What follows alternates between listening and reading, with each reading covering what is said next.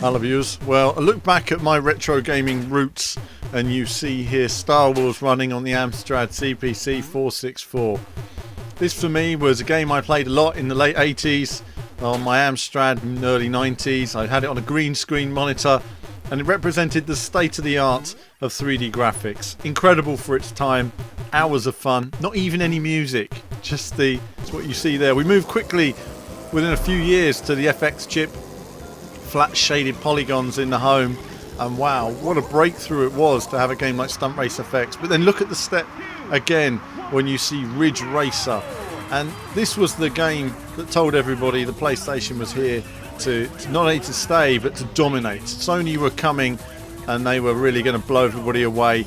The most complex, the most advanced, visually advanced arcade machine ever made. And they'd managed to convert it to this new hardware. This was beyond comprehension. And you see here running, this is the Japanese version of Ridge Racer running on the my UK PS1. We'll talk more about that later in the video.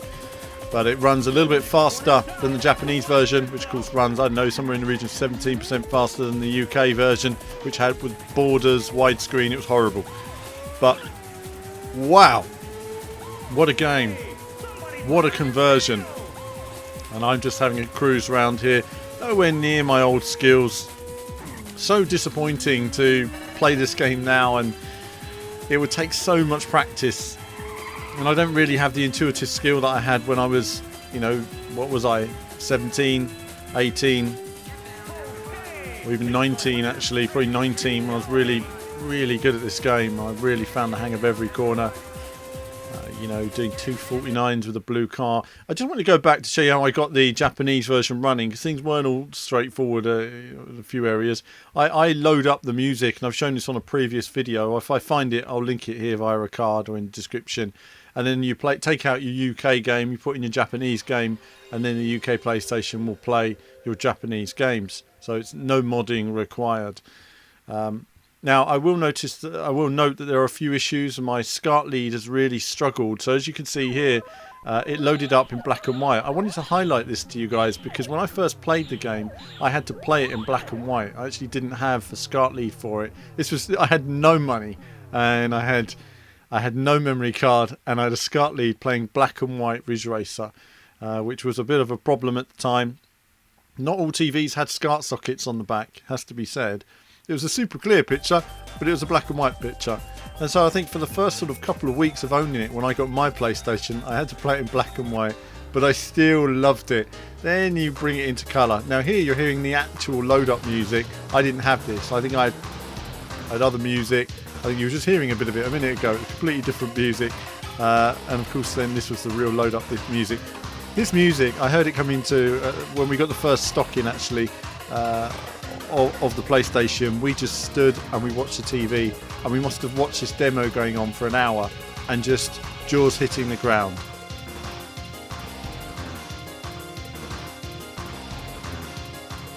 That's it. Every now and again you'd have a customer come in the shop and say, is that game running on the Mega Drive? No mate, it's not running on the Mega Drive, it's running on this system, the PlayStation. You can have one, it's yours for just £550, which is what it was back then, which by today's money is like £1,000. But it was so far beyond anything we had. And again, I had to put all this music in afterwards here, but in actual fact, it's pure silence because of the way I would load the game up. Now, Ridge Racer loads the entire game onto the onboard RAM, so you can actually take the disc out and then put your own music CDs in as well, which was something a lot of us used to do at the time. But I just love the Ridge Racer music, it's part of the culture. Yeah, apologies for the interference you'll get. There's a couple of cuts you'll see, which is where the signal fell out and comes back again. But either way, I wanted to share this game. Also, the edge of the screen is cut off, unfortunately. Again, that's the problem with my SCART lead. I don't know, it's simply not liking. Seems to have a wiring problem. It's a bit old. I'll see if I can find a new one at some stage. It's a cracking SCART lead though, and when you think this is being recorded from the PlayStation directly, it's a really clear image, has to be said, via my SCART lead. Look at that, super clear. Off we go. Wow. And please ignore the little grey box in the corner. That will just come on. It just comes on to say the aerial connection is not great. That tunnel, the legendary tunnel. I always wanted to know what was down those extra tunnels, and of course you find out in Ridge Racer 5, which is great. Well, getting used to this. So we're in a grip car now. You don't slide this car. This was the sort of beginner car that we used when we first got the game. You can unlock all the cars if you kill all the sort of Space Invaders in the Galaxian bit at the beginning, but obviously I didn't manage that. And I can't find my memory card with my original save. I mean, I've got one save on here that I've loaded up, but it's not my main save. And I did a lot more time on the Ridge Racer High Spec that came with Ridge Racer 4. But unfortunately, my high spec disc doesn't seem to load up anymore, which is very frustrating because it's completely mint. There's no scratches on it or anything, but it doesn't seem to work anymore. So one of those things. But look at the graphics. Look at the graph. We've got time of day changing. We've got real time of day changing. How many games manage that these days?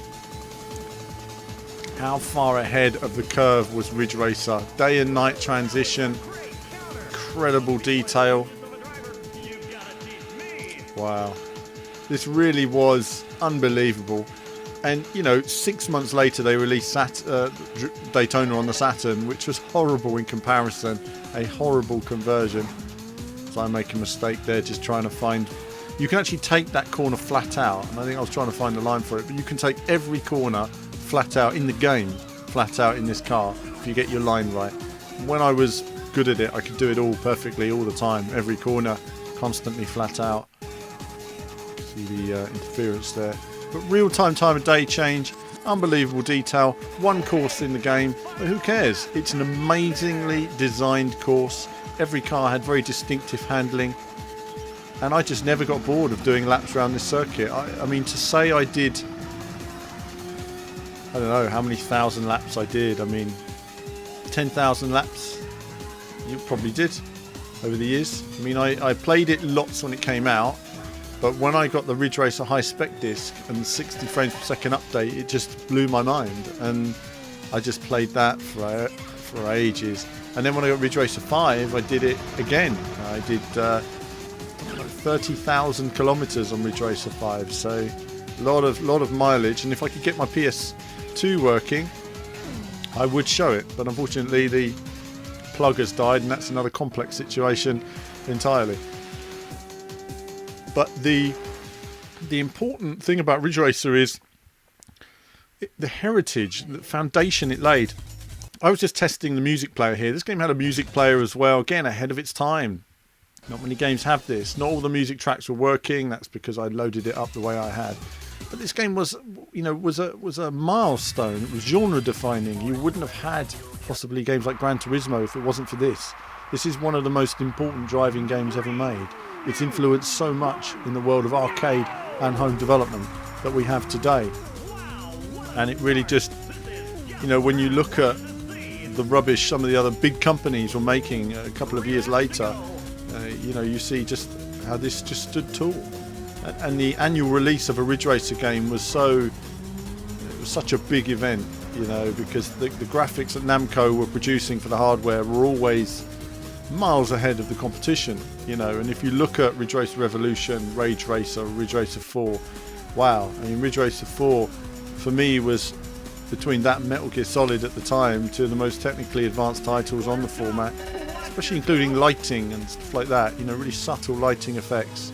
Not so many courses, but you know, they put quality instead of quantity, and that's really what matters. I mean, it mattered then, it matters now, you know.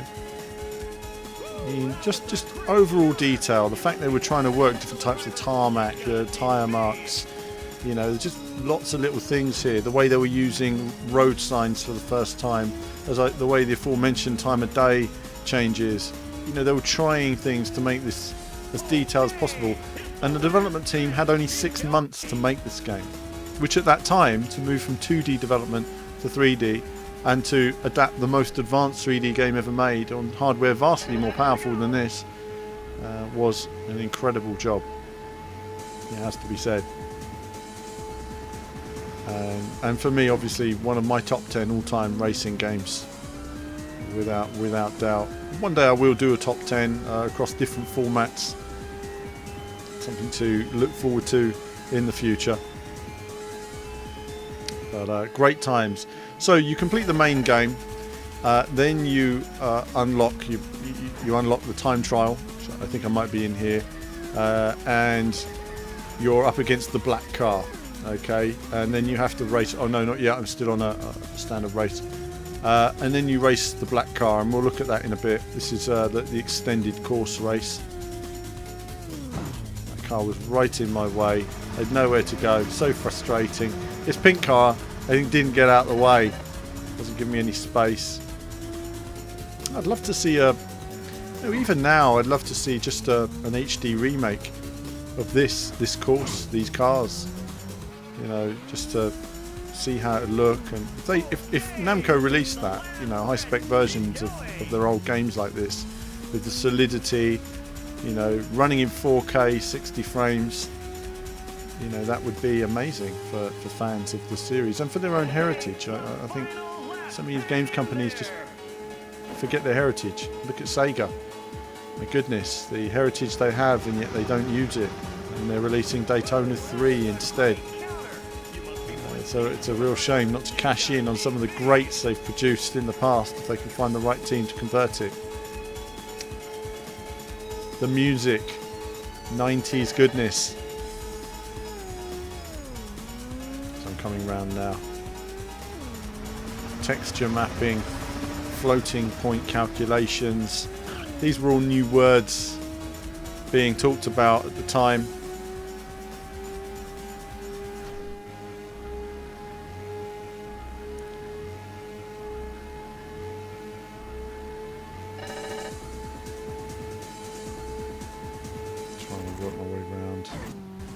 Just too tight. I was roughly there. Just go a little bit deeper in the corner and then turn. That's all. Those the differences there. It's just finding that line again after all these years, you know. But again, if you practice, you'd have it. But my goodness, it was fun getting back to that. So now I'm going to go to the time trial. I picked the blue Salvaloo car. And go into it. Time for the time trial. Now this is you versus the yellow car versus the black car. Now I used to practice this a lot, and I'm like 20-30 seconds a lap slower than I was, so I'm pretty slow here. There's the black car parked. Now how it works is the black car comes round at ridiculous speed on the first lap, then parks by the finishing line, and then if you beat the black car, then you get to drive it. Now I will say that for the first month or so this was out, this was a mighty challenge. I mean, we were all trying, and it required so much perfection. And I think we may have done it once, maybe, before owning it, but it wasn't until I got the game home that really, if I'm realistic, I got into the rhythm. Now, you notice I'm sticking in 5th gear. It's because I used to practice a lot in 5th gear, and I found that it wasn't as quick, nowhere near as quick as 6th gear, but it just handled a bit better as a car. And I used to try beating the black car in lower gears, and I got so good at it that I was able to beat the black car in not even shifting into 6th gear in the end. I just maximised my lower gears so much. There's quite a few techniques. I had races where I blocked the black car so much on the first lap that he never overtook me at all, or even sometimes I'd let him overtake me and then I would just overtake him back again. That's how many times I played this. I can't stress to you the hours that were put into doing it. Nearly there. It's kind of a technique of sort of ice skating around the corner, and then you launch the car and then it gets loads more speed. Doing it in 6th gear is sometimes easier, but on some corners it doesn't turn as well, and there the slide just didn't happen. So as soon as that happens, you shift down a gear. See, I shifted down to 2nd the moment I knew I made the mistake, because I knew that it would really lose a lot of speed as soon as it gripped. But either way, I was just getting into the driving. It's a bit difficult because I'm seeing all this interference there as well, and this box coming on the screen. I can't do anything about that. It's so frustrating. But I do need a new SCART lead. The yellow car getting in the way. Get out of the way! So frustrating. This car, it doesn't turn corners. If you don't slide it right, the revs just die. And in this final corner, you'd actually slide it in the air, land sideways, when you were flat out, and you would be able to maximise your speed. Notice I put in a little slide there as well. You can launch the car out of a slide, so it wasn't turning in right. So in that sense, it's frustrating when you used to play it so much, but it was just wonderful thinking of the memories that I had playing this and the impact it made on racing. This came out, and then Toshinden a few weeks later, and Motortoon Grand Prix, and amazing. Zero Divide, Kiliak the Blood, Airland Battle, Winning 11. Great games that were Philosoma, all out pre-release in the Europe. For the Japanese, I mean, to have the game, 9 months, 10 months before we had it was so frustrating for us. Just having to wait with our Sega Mega Drives playing Ayrton Senna Monaco Grand Prix while, people were playing this. Make one mistake, it sucks you into a wall. But we're coming to the finish now. I hope you've enjoyed this look back at Ridge Racer, reminiscing at one of the greatest racing titles of all time. And there'll be more retro to come on the channel, and more from me very soon.